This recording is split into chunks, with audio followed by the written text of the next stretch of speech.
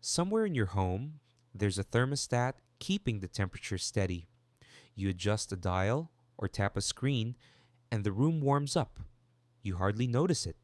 It's just one of the many conveniences that makes modern life comfortable, but comfort often makes us forget what came before. 40,000 years ago, there was no barrier between people and winter. When the sun went down, the cold arrived. A fire wasn't just cozy, it determined whether you would wake up tomorrow or not. And somehow, the people living in that harsh world became us. That's what I keep thinking about. Humans are not well suited for harsh winters. We lack thick fur.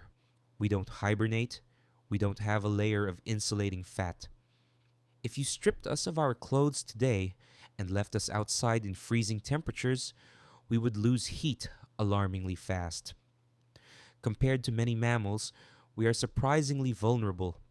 Biologically, we are closer to a tropical species than an Arctic one.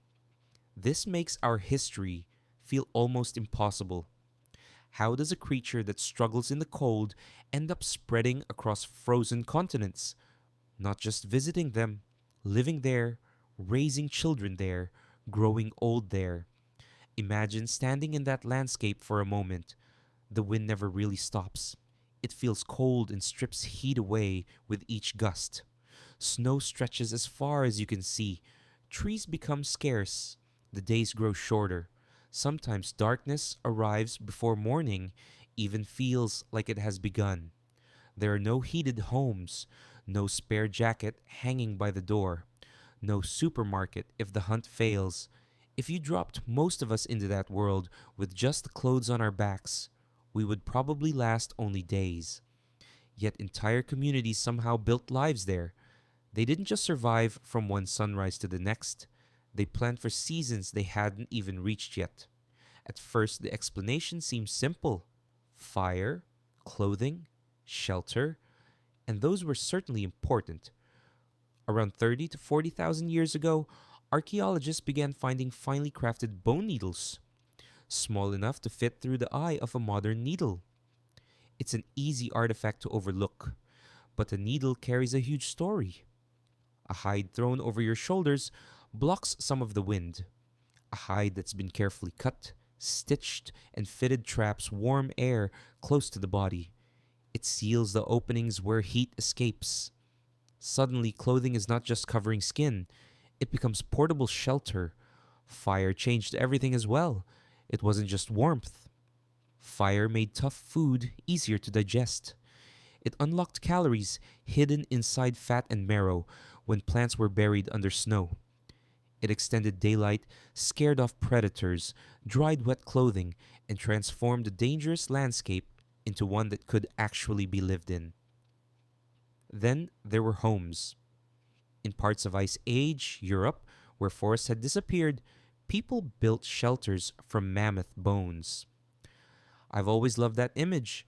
Looking across an empty, frozen plain, you realize the materials for your next home are lying inside the skeleton of yesterday's hunt.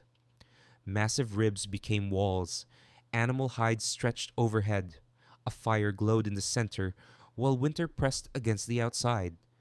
That's not just adaptation, it's imagination. It's refusing to accept the world as it is. By now, it seems like we've solved the mystery. Better clothes, better fire, better shelters, case closed. Except something feels off. Each of those solutions could fail. A storm can snuff out a fire. A hunt can go poorly. Shelters can collapse. One harsh winter after another, and a small, isolated group simply disappears. Extinction rarely makes an announcement. Sometimes it comes as one more season that no one survives. So maybe the question isn't what kept people warm. Maybe it's what kept them alive when warmth wasn't enough. The clue isn't found at ancient campsites, it's in between them. When archaeologists began tracing the origins of materials, they noticed objects moving extraordinary distances. Marine shells showed up hundreds of miles inland. Stone was carried across landscapes where it didn't naturally exist. The same ornaments appeared repeatedly among communities separated by vast stretches of wilderness. Someone walked those distances, not just once, repeatedly. These weren't small groups of strangers hiding from one another. They were connected. They traded. They visited.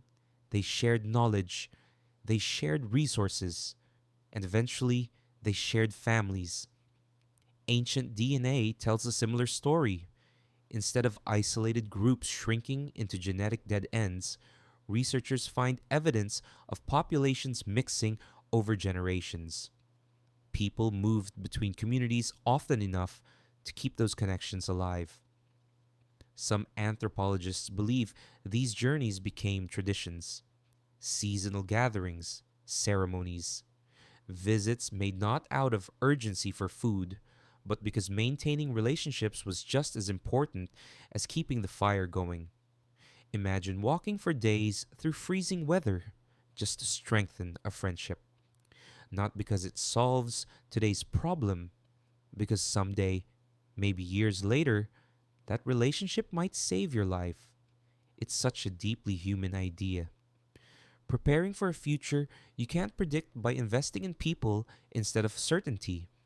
And somewhere around here, this no longer feels like ancient history because we are still built the same way. Think about the people you would call if everything suddenly fell apart. Not the names in your contacts, the ones you would trust at 2 in the morning. Most of us can name them instantly. If you struggled to think of anyone, you probably sensed that feeling before you could put it into words. Loneliness has always carried a weight that's hard to explain. Maybe that's because for most of human history, it wasn't just an emotion, it was information. It meant fewer eyes watching while you slept, fewer hands helping when you were hurt, fewer chances if the next hunt didn't succeed. Being alone wasn't automatically deadly, it simply made every other danger harder to survive. Our bodies haven't forgotten that lesson. That's why something strange happens even now. Your world falls apart. You lose someone. You lose your job. You hear news you never wanted to hear. Nothing has changed. Then one person says, "You don't have to go through this alone." The facts remain the same. But something inside you relaxes. Your breathing changes. Your shoulders drop. The future suddenly feels possible again. That reaction isn't irrational, it's ancient. For thousands of winters, having someone beside you genuinely improved your chances of seeing another spring. Your nervous system still remembers. It recognizes different winters now: grief instead of snow, bills instead of hunger, anxiety instead of wolves.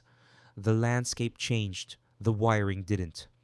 We love stories about individuals who overcome impossible odds alone: the self made hero, the lone survivor. But if you look closely, that's not the story humans actually lived. We survived because we learned to keep fires burning together, to share food before it was too late, to walk impossible distances just to ensure someone else would still remember us when the next hard season arrived. Maybe that's what really got us through the Ice Age. Not bigger fires, not thicker clothing. Those mattered, but they worked because there were always people tending the fire together. And maybe that's why feeling truly isolated is so unsettling. Some quiet part of you doesn't perceive loneliness as a lack of conversation. It feels like exposure, like standing beyond the firelight while the darkness edges closer. We have gotten very good at protecting ourselves from winter.